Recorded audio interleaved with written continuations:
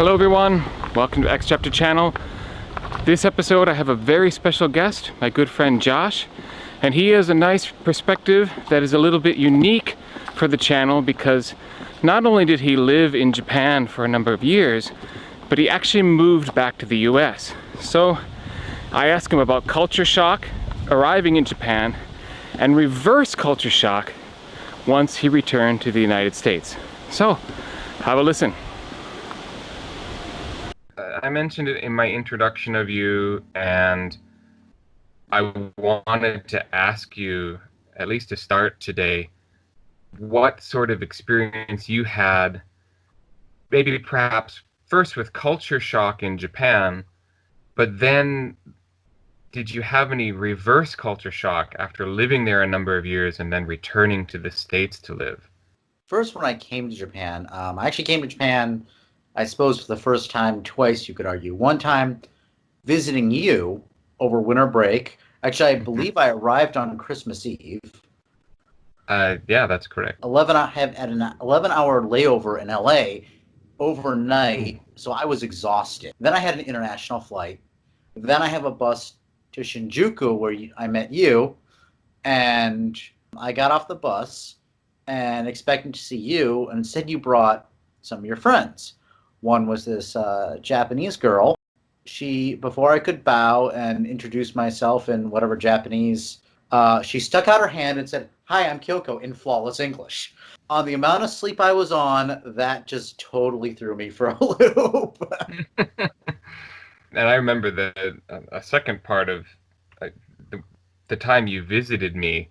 The first place I took you into was the crazy giant big camera store, and you were jet lagged as hell, and you know, welcome to Japan, bells and whistles and lights. And the way I described it at the time, once I could wrap my hand around it, was a Best Buy on acid and speed at the same time. So I mean, this was just culture shock on top of inability to process anything.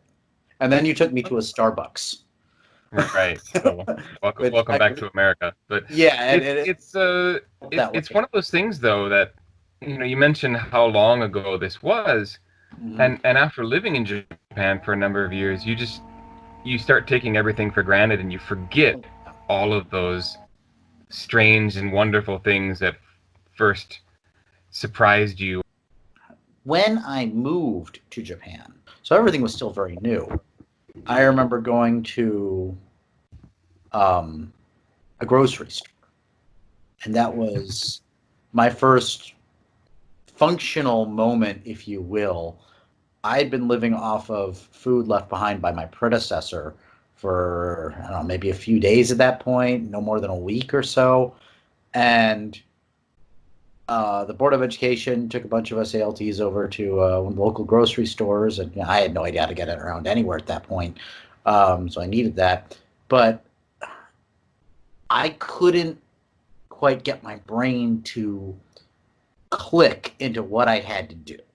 It was very weird. Everyone thinks of culture shock as being everything being new and strange, but it really can go deeper than that.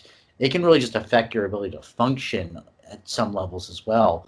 So it was a little overwhelming. It was very overwhelming. And in many ways, you just feel numb because you have your expectations of what's supposed to happen and what it's supposed to look like. And even if you tell yourself not to have any expectations, which I remember when you were getting ready to move, you said the same thing. You were going to handle it by not having any expectations, which I always thought was a very good idea. But I mean, you know, I wasn't expecting samurai walking down the streets with thatched roofs around me. And, you know, years later, I realized, you know what, that was really the most exposure I ever had to Japan was those old movies and anime and stuff like that. And so in some ways, on some levels, I kind of was. As weird as that sound, even though I knew that wasn't going to happen. But when I... Maybe thinking there'd be some sort of remnant of it at least, but then you get here and realize how it's completely different. It's totally different. But I get to the grocery store, and I knew I had to buy food. Obviously. Yeah. And I just couldn't get past this mental block of picking something up, taking it to the cash register, and buying it. On top of it, there were so many things that I didn't recognize. I didn't know what they were. I have dietary restrictions for my religion, so I was trying to keep those as much as I could. So I mean, I didn't even know what I would have been buying for most of it. So once again, very overwhelming. Yeah. So eventually, I bought a box of spaghetti, and I think that's the only thing I bought that trip. Was I bought a box of spaghetti, and that was a huge mental hurdle for me to get over, to jump over. Well, I I would say actually the supermarket is a great example because I've heard a number of stories like that, and even for me, the supermarket is one of those first places where you go and it really hits you how different the country is. You don't know a lot of the things on the shelves, and you're not sure what to buy, and especially if you have dietary restrictions, as you mentioned, like reading a label to make sure what you are getting doesn't violate your restrictions. And for me, the supermarket visit was nerve wracking. I didn't have the same overwhelmed feeling that you described, but I remember thinking how noisy it was because it's much noisier than a American supermarket. Because you go in and the meat guy is yelling, "Irashai, irashai, irashai." He's like yelling at the customers as they go by, "Welcome, welcome," and no one yells at you in a in a grocery store in the States. And then there's random boom boxes set around the store playing little jingles like for the tuna cans and for the and there's a little of that in the States as well, but it's pretty ubiquitous in Japan. And then every time the sliding door opens, the little jingle plays over the door, and so just it was a cacophony of sound is one of my first memories. And then the second part was being so worried about getting to the checkout counter, and then the clerk like she's going to talk to me in like small talk or like talk to me in Japanese, and I'm not going to know what she's talking about.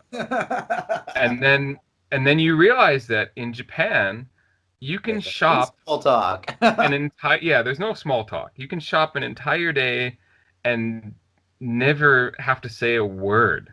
And I realized that by watching the other customers around me, the Japanese customers, they would go up and they'd pay, and the cashier would say, the change is this much money, and the customer would say nothing, just get their stuff and move on. I'm like, oh, this is easier than I thought it would be. But as a result of that experience, I've I've come to love supermarkets in the way that every time I visit a new country or a new place, the supermarket is one of my favorite places to go because it's one of those places where you get to see how daily life really is. It's not a tourist attraction, it's not a tourist trap. It's the place where you can buy a box of spaghetti and see the giant rows of nori seaweeds and realize how much seaweed really is a part of daily life. But Yeah, and it's one of those things though that you mentioned how long ago this was, Mhm. and after living in Japan for a number of years, you start taking everything for granted and you forget all of those strange and wonderful things that first surprised you or gave you a sort of culture shock when you uh, first arrive in Japan. And it's even hard to remember, like, well, what did I find strange when I first arrived? I have to really think about it.